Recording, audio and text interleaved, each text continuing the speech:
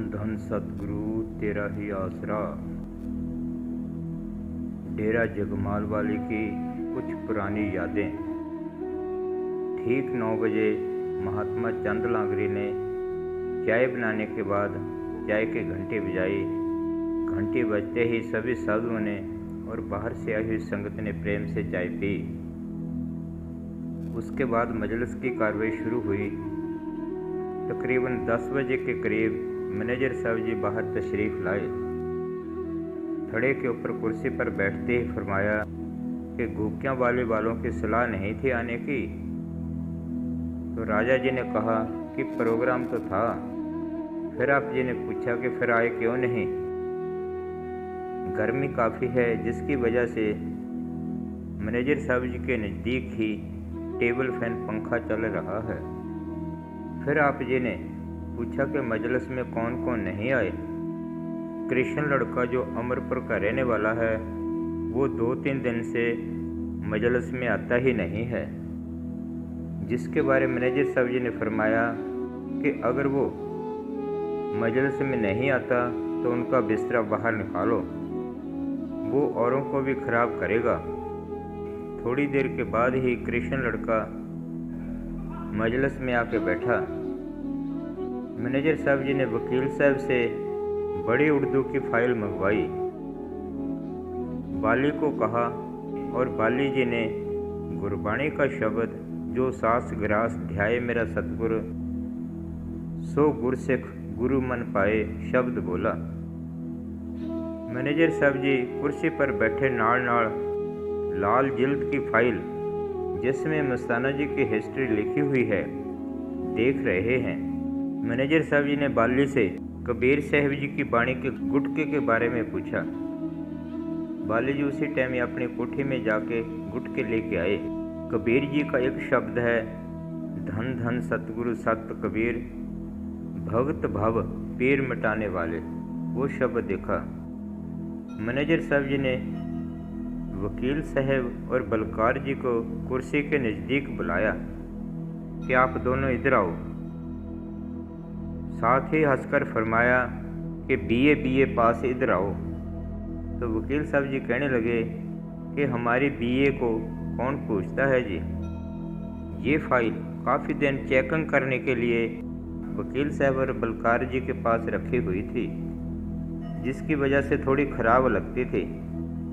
File की हालत देख के मैनेजर साहब जी थोड़े नाराज़ हुए और फरमाया कि बेईमानो इस तरह संभाल रखी दी है, ये फाइल छपवाने के लिए भेजनी है, अगर साफ ना हुई तो किस तरह छापणगे।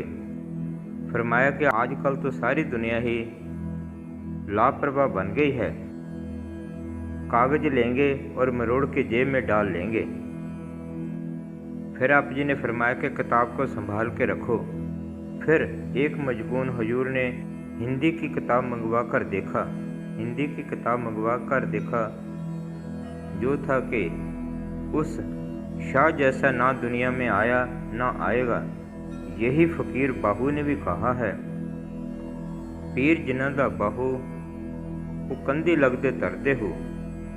इसके साथ ही मैनेजर साहब जी ने फरमाया कि ये मजबून उस किताब में ऐड करना है। यही धर्मदास जी भी कहते हैं धन धन सतगुरु सत कबीर भक्त भव पीर मिटाने वाले। मैनेजर साहब जी ने फरमाया कि ठीक है ये। वकील साहब जी ने कहा कि जी ये तो तुसी आप ही देखो। वकील साहब जी का उत्तर सुन के सारी संगत हंसने लगे।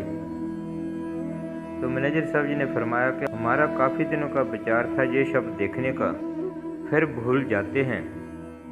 उसके बाद मैनेजर साहब जी ने पिपली वाले नाजिर सिंह फौजी से पूछा कि खेमचंद पानीपत वाले का खत आया है। उसने लिखा है कि मेरे दुख का फौजी को पता है, क्या बात है।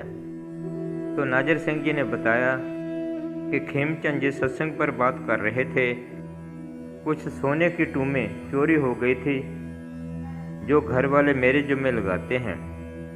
फरमाया कि कुछ प्रेमी उधर के हैं जो लड़के को मेरे से पाड़ कर उधर सरसर डेरा ले जाना चाहते हैं। मैनेजर साहब जी ने फरमाया कि यही तो उनकी पहली शिक्षा है एक बारी तो कह देंगे कि तेरे को लड़का दे देंगे। आजकल तो ये दुनिया मुंडे कुड़ियाँ ही चाहते हैं।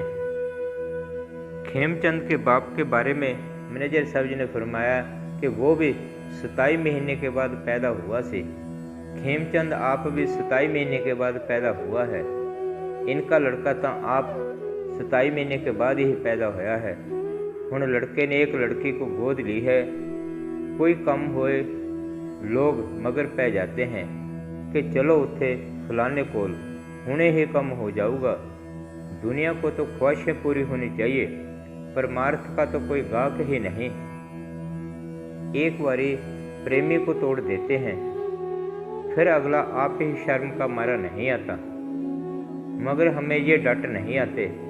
हम तो सभी को ठोक कर कह देते हैं, पर अंदर कई ऐसी मन की शक्तियां हैं जो काफ़ी रिद्धियाँ सिद्धियाँ बच्चे वगैरह दे सकती हैं, पर वो खुद भी नरकों में जाते हैं, साथ दूसरों को भी लेके जाते हैं। ये सब कर्मों का सिलसिला है, इसके भुगते बिना छुटकारा नहीं। फिर मैनेजर साहब जी ने फरमाया कि लोग डट तो बहुत ही जानते हैं। धन धन सतगुरु तेरा ही आसरा।